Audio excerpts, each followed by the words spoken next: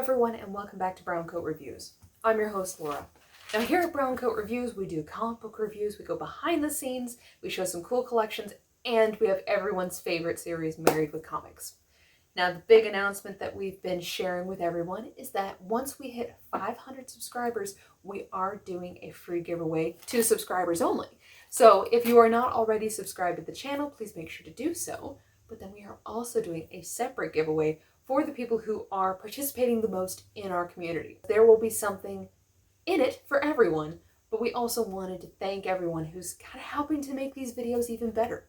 We love hearing from you all, so please make sure to like, share, subscribe, comment, and we will be talking to you all very soon. Now, today we're going to talk about the comic book Stray Dogs. Now, Stray Dogs is a series that was created by Tony Floss and Trish Forstner. Now, the two of them had collaborated before on My Little Pony and are still doing My Little Pony comic books, but for many of you, you're probably in the same boat that I am, which is I don't read My Little Pony comic books. So I was very new to both the writer and the artist on this series, and I really didn't know what to expect. This series was kind of told to us from our local LCS, Ultimate Comics Raleigh. Casey had told us that this series was coming. It was going to be a story from the perspective of the dogs, and that it was going to be dark and twisty. So Scott was in because it was from the perspective of the dogs, and dark and twisty means that I'm in. We were definitely very excited for the title, and it has pretty much sold out, especially issue number 1. It's gone nuts. So we are now on issue number 3. So why on earth am I starting to give a video review when we're on issue number 3? My big reason is because a major event happens in issue number 3, and the question is have they gone too far? Is it too dark and twisty? Is it too much for the animal lovers of the world to enjoy this series still? Let me explain. Now, Scott and I both have our kind of lines in the sand when it comes to storylines. For me, my line in the sand is I cannot watch rape or a woman being beaten. If I watch it, I personally want to jump into the film and I want to beat the living crap out of someone. The only time that I will allow rape in a film, beyond the fact that I'm going to fast forward through it, is if the woman becomes empowered and she beats the living crap out of the guy in the end, and the man gets his comeuppance for daring to violate a woman. Scott, on the other hand, as you've seen in his Guilty Pleasures video, his favorite guilty pleasure is Scooby-Doo. He is an avid animal lover. So for Scott, if he's seeing an animal being kicked, killed, hurt, and like he gets the same way I do about violence against women. He wants to jump into the storyline and he wants to protect and hurt anyone who dared to harm a defenseless creature. So we work together and we both know kind of what our limits are. So if there's a scene in a movie that's coming up where it's going to be rape, sometimes I'll just go into the kitchen and he'll let me know that the guy's not going to get his comeuppance. Then he knows it's just not going to be the story for me. And I'll do vice versa. If there's a point in a storyline that I'm like, an animal's about to get hurt, I try and watch it in advance, or I try and kind of check it out just to make sure, is this going to be a title that my husband can read, watch, or enjoy? So I did the exact same thing with Stray Dogs. And I realized that my husband's not the only one who is like avidly against animal cruelty. So I thought that this may help some of you animal lovers out there as well to find out, is this something that you're going to be able to read and enjoy? Or does this cross that line in the sand for you too? Because I love a good dark and twisty story, but even I have my limits. So let's talk about Stray Dogs. So Stray Dogs starts with artwork, like I said, is very, very reminiscent of 101 Dalmatians, All Dogs Go to Heaven, those adorable, animal cartoon films that give you all those different dog personalities and the smiles, and just you're immediately drawn into this sort of false sense of security in the artwork, which is amazingly well done. So I love that they did that, because there's so much familiarity with how they're drawn, and you're just like, oh, it's a cute little story. We have cute little Sophie. Sophie is the one with the adorable little ears, and she's got this really expressive little face, and she's afraid of everything because she's a little dog. And then we have Rusty over here, and Rusty definitely reminds me of the main dog in All Dogs Go to Heaven. And they have sort of this friendship, and I'm like, oh, this will be like every classic animated dog story that we've all seen. And then you get the fun little twist. Now, we've all heard that if a dog pees or breaks something, gets into the garbage in your house, and you don't catch them in the act, that you're not supposed to rub your dog's nose into whatever dirt there is or spoils in your house, because they don't understand. This gives a really good explanation as to why that happens. Similar to Memento, dogs have no short-term memory. So if you didn't catch them while they're doing it, they don't remember what happened. So we have our main character, Sophie, who is here with all these dogs. She knows that she's the new dog kind of in the house, but she can't remember how she got there. She can't remember her previous owner. All she knows is that something's not right. So we move along with the series, and finally she gets this scarf, because she's a little dog, she's cold.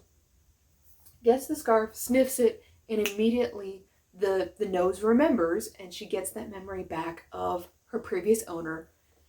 And then suddenly we have the twist of something happened to the previous owner, and now we realize that she, Sophie the dog, has been taken by the man who killed her previous owner. Really great plot twist. And now you have all these dogs that are trapped in the same household, and you're sitting there wondering, are all of them from owners that have been killed? And now you've got a serial killer on your hands that just keeps the dogs as souvenirs. Really great idea. One of the other things that I absolutely love, so these are the A covers that I have here. The B covers are more of an homage to a lot of the classic horror movie covers. So you'll see Poltergeist and Silence of the Lambs. Really cool stuff. And if you were cautious about reading the series, they do have quotes on the back from, this is Brian Michael Bendis who did a quote, one of them is Scott Snyder, and every person who's reading this story is thinking the same thing that I am, which is, this is really cool that you take something that's so innocent looking and then you throw in something dark and twisty, and now it just gets really fun. So issue number 1 sort of gives you that introduction and enough of a twist that you're in it. Issue number 2 is where we are building the storyline, and now we're starting to see to what extent these murders have been taking place, learning a little bit more about the killer. And then issue number 3 is where everything starts to change. So with issue number 1 and 2, it's mostly been Sophie and Rusty against the world kind of thing. However, in issue number 3, now some of the other dogs are starting to remember their previous owners, and they're starting to recall their story and also realize that their current master is a killer. So now we have more people kind of jumping into the storyline and accepting the truth. And then you still have plenty of dogs in the household that are like, no, you're just being hysterical. So we knew when Casey gave us the heads up that said, have your tissues ready, that something bad was going to happen at the end of issue number 3. And when you hear something bad's going to happen and there will be tears and all your main characters are dogs, you can kind of piece it together that we're not talking about a human being injured here. Because technically a human was injured in the first issue and there were no tears. So yeah, a dog is going to die at the end of issue number 3. The question is it too much? Is it so horrific that my husband Scott can't read it? So I won't tell you why the dog is killed. All I will say is how they depict it. Because that to me is more important than some of the other events. So, like I said, if you're trying to avoid the spoilers, this much I will tell you. There are other novels where they're purely horror based, and they want to give you those horrific graphic details to make you shudder and go, ew! This is not the story. So the artwork and the backgrounds and everything, they want you to constantly sort of be on edge, but they are always kind of holding back. So the writer and artist, that they knew that when it comes to a suspense story like this one, that it's actually a lot more scary when you leave things to our own imaginations. So they do that an awful lot, and that is similar to what happens at the end of this issue, is you see the dog being led out, and you're sitting there going, oh no, what's going to happen? What's going to happen? And then you hear a sound effect, and you have all the dogs kind of gathered by the window, and they all know what's happened. And it's not the dog was punished. It's not, oh, maybe he's coming back in a couple hours. No, it's very definitive. Someone has died, and now everything has changed. Because now it's not just the killer's willing to kill the humans. Now he's willing to go after the dogs too. No one is safe. So how do you escape a killer who has no morals, no limits himself? So now the story has gotten to that next level. For animal lovers out there, if you cannot handle a dog dying, go ahead and skip this series. I mean, and there's nothing wrong with that. I even forewarned Scott. He was good through issue number 2. And he knew that something was going to happen at the end of this one. Because of the way it's depicted, technically, I mean, you can read this without sitting there feeling like you're watching, you know, the dog being harmed. It's not that kind of situation. But you do have the sound effect, and you do have the fact that a dog has been killed. So if those 2 facts are enough, go ahead and back out now. Me personally, I don't think it crossed that line.